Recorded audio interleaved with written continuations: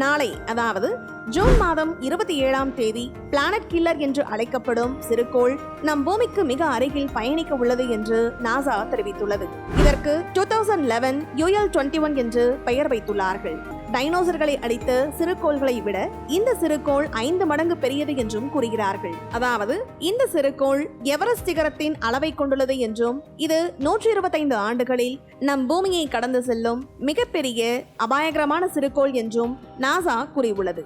இது 4 million mile தொலைவில் நம் பூமியை கடந்து செல்லும் என்றும் கூறுகிறார்கள். அதன் சுற்றுப்பாதையிலிருந்து எந்த விலகலும் நம் பூமியில் பேரழிவு தாக்கத்தை ஏற்படுத்தலாம் என்றும் விஞ்ஞானிகள் அஞ்சுகிறார்கள். மேலும் இந்த சிறுகோள் பூமியை நெருங்கி வரும்போது ஒரு தொலைநோக்கி மூலம் இரவு வானத்தில் இந்த சிறுகோளை பார்க்க முடியும். ஜூன் 28 மற்றும் 29 ஆகிய தேதிகளில் இந்த சிறுகோள் பிரகாசமாக தெரியும் என்று கூறுகிறார்கள். இந்த வீடியோ பற்றிய முழுமையான பதிவை எங்களுடைய சேனலை விசிட் பண்ணி நீங்க தெரிஞ்சுக்கலாம்.